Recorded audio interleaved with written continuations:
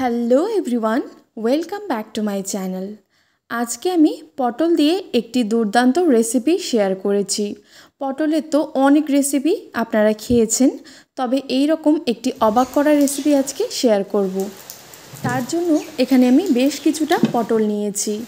এবার এই পটলের উপরের যে খোসাটা আছে সেটাকে ছুরি দিয়ে ভালো করে আমি পরিষ্কার করে নিচ্ছি। তারপর ঠিক এইভাবে করে আমি পেছনটা কেটে নিচ্ছি।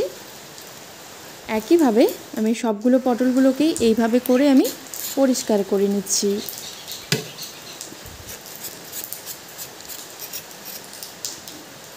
সবগুলো পটল আমি এইভাবে পরিষ্কার করে নিয়েছি আর জল দিয়েও ধুয়ে নিয়েছি। তারপর এইরকম একটা গ্রেটার নিয়েছি। এবার গ্রেটারের সাহায্যে পটলগুলোকে আমি এইভাবে করে গ্রেট করে নিচ্ছি।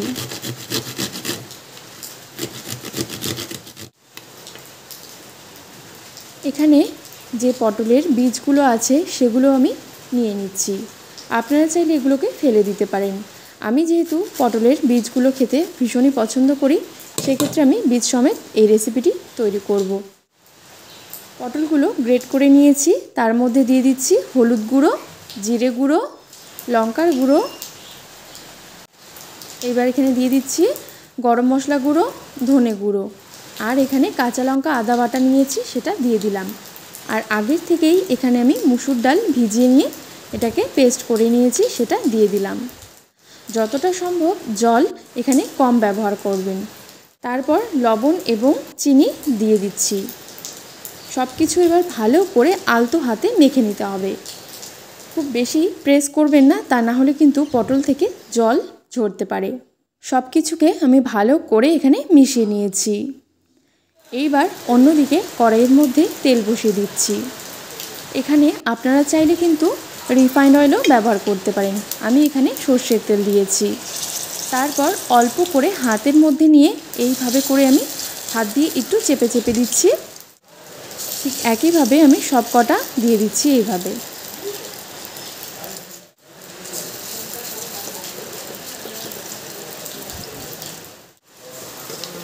সবগুলো আমি এইভাবে করে দিয়ে দিচ্ছি। এবার একদম ফ্লেমটাকে মিডিয়ামে করে এই বড়াগুলোকে আমি ভেজে নিচ্ছি। হালকা একটু দুদিকটা লাল লাল করে এখানে আমি ভেজে নিচ্ছি।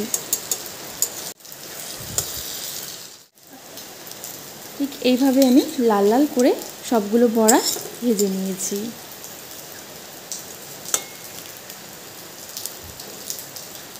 বড়াগুলো ভাজা হয়ে গেছে, এবার ওগুলোকে একটা একটা করে আমি নামিয়ে নিচ্ছি। এই পটলের বড়াগুলো খেতে কিন্তু একদম দুর্দান্ত লাগে।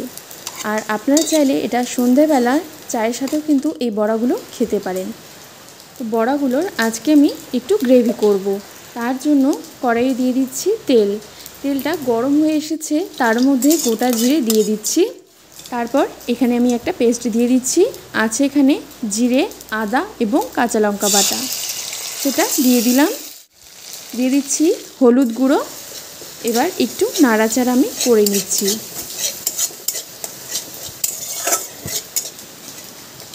এইবার এই মশলাটার মধ্যে আমি দিয়ে দিচ্ছি পরিমাণ মতো লবণ, দিয়ে দিচ্ছি লঙ্কার গুঁড়ো এবং ধনে গুঁড়ো। আবারও ভালো করে একটু নাড়িয়ে নিচ্ছি। সামান্য একটু আমি জল দিয়ে দিচ্ছি, যাতে মশলাটা খুব ভালো করে এখানে কষানো হয়ে যায়।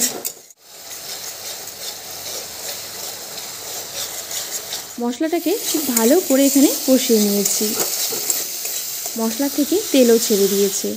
এর মধ্যে এবার পরিমাণ মতো জল দিয়ে দিচ্ছি। এখানে আপনারা যতটা পরিমাণে গ্রেভি বানাতে চান ঠিক ততটা পরিমাণে জলটা ব্যবহার করবেন। তারপর 1 চামচ পরিমাণে গরম মশলার গুঁড়ো দিয়ে দিলাম, আর দিয়ে দিচ্ছি 1 চামচ পরিমাণে ঘি। এবার গ্রেভির জন্য জলটা খুব ভালো করে ফুটে আসলেই এবার একটি একটি করে বড়া আমি দিয়ে দিচ্ছি। খুব সাবধানে এবার এগুলোকে 2 মিনিট একদম মিডিয়াম ফ্লেমেই এটাকে ফোটাতে থাকতে হবে।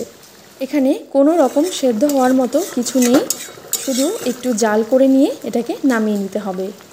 আর নিরামিষ যেহেতু রান্না, সেক্ষেত্রে আপনারা অবশ্যই ঘিটা ব্যবহার করবেন, তাহলে আরও টেস্টটা রেসিপিটির দ্বিগুণ পাবেন।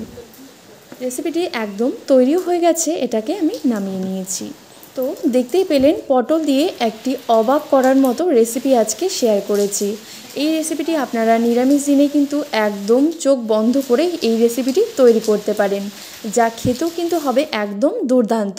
তো আশা করি আমার আজকের এই ছোট্ট রেসিপিটি আপনাদের ভালো লেগেছে। ভালো লেগে থাকলে আপনারাও এইভাবে বাড়িতে তৈরি করুন।